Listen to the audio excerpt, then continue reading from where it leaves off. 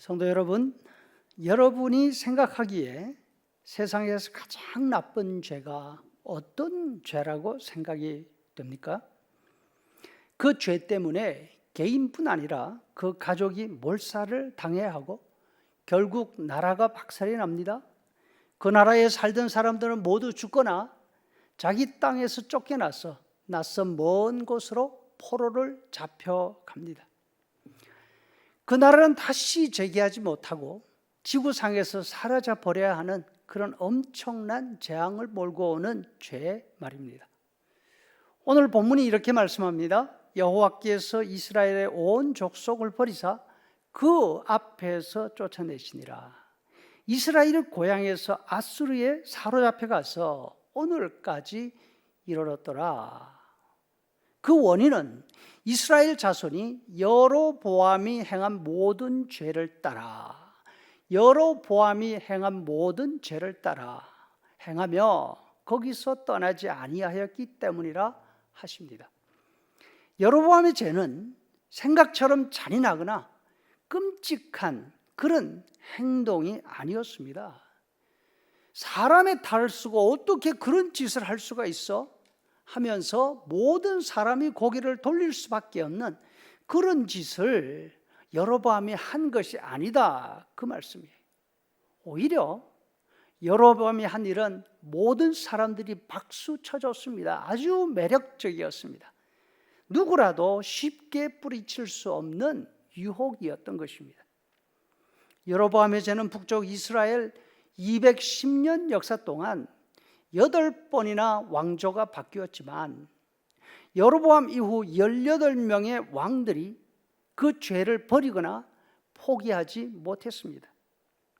반란을 일으켜서 왕이 된 지 7일 만에 스스로 목숨을 끊은 시므이를 비롯해서 41년간 나라를 다스리면서 솔로몬의 영토를 회복했던 위대한 왕 여로보암 2세까지 한 달 다스린 샬룸을 제외한 모든 이스라엘 왕의 잘못에 성경은 바로 이 죄가 있었다 하고 적고 있습니다.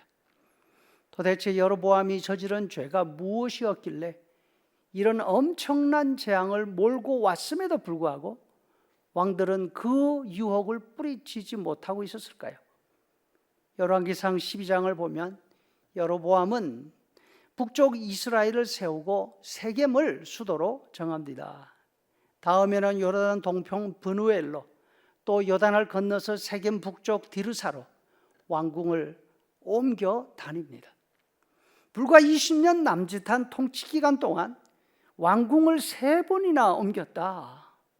이 사실은 여로보암의 지위가 얼마나 불안정했는지를 말해준다고 생각이 됩니다. 이 불안한 민심을 안정시키기 위해서 여로보암은 백성들의 마음에 쏙 드는 특별한 정책을 세웁니다. 열왕기상 12장 25절 말씀에 여로보암이 에브라임 산지에 세겜을 건축하고 거기서 살며 또 거기서 나가서 브누엘을 건축하고 이 백성이 나를 죽이고 유다 왕 르호보암에게로 돌아가리라, 이렇게 생각했어요. 그래서 계획하고 2송아지를 만들고 2금송아지를 만들고 무리에게 말하기를 너희가 다시는 예루살렘에 올라갈 것이 없도다. 이스라엘아, 이는 너희를 애굽 땅에서 인도하여 올린 너희의 신들이라, 이렇게 말을 했습니다. 여로보암은 백성들의 마음을 자기에게로 집중시키고 자기의 왕위를 안정시키기 위해서 금송아지 2개를 만듭니다. 하나는 북쪽 끝 다안에, 하나는 수도 가까운 베델에 신전을 세우고 거기에 두었습니다. 그리고 사람들에게 말합니다. 바로 이 금송아지가 이스라엘을 애굽에서 구원해 내신 하나님이다. 그러니까 하나님께 제사하기 위해서 고생스럽게 멀리 예루살렘까지 가지 않아도 된다. 그리고 2가지 제도를 더 만들었습니다. 2가지 모두 예루살렘에서 먼 북쪽 지역에 사는 사람들에게 매력적인 정책이었습니다. 이스라엘의 3대 명절 가운데 유월절과 오순절을 폐지합니다.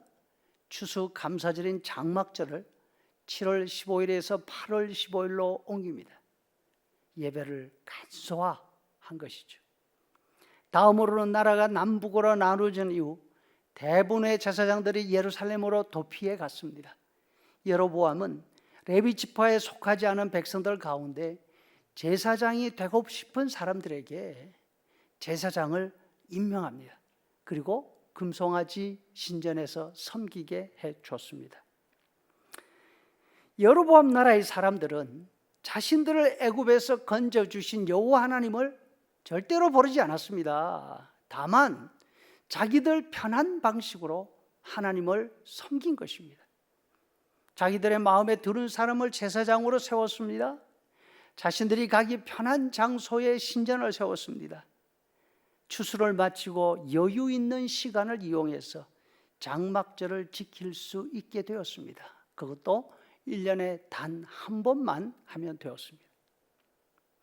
이제는 하나님을 어떻게 섬겨야 하는지 그 규범을 따르지 않아도 되었습니다.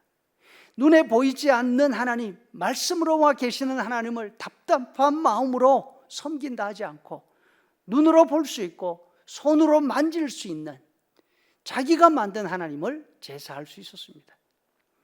그 하나님은 자기들이 가장 좋아하는 금이었습니다. 자신들에게 가장 큰 도움을 주는 소의 모양이었습니다. 그 신은 복만 내리고 이렇게 해라 저렇게 해라 절대로 간섭하지 않았습니다. 이제는 하나님을 두려워하며 하나님의 뜻이 무엇인지 물어볼 필요가 없었습니다. 내가 만든 하나님이니까 내 생각이 곧 하나님의 생각이었습니다. 하나님의 뜻이 아니라 내 마음대로 하면 되는 것이었습니다. 이스라엘 왕들은 하나님을 섬기되 자기 마음대로 자기 좋을 대로 섬기게 하는 이 매력을 절대로 뿌리칠 수가 없었던 것이죠. 성도 여러분, 우리는 어떻습니까? 이 여로보암의 유혹에 빠져 있는 것이 아닌지 잘 살펴보아야 할 것입니다.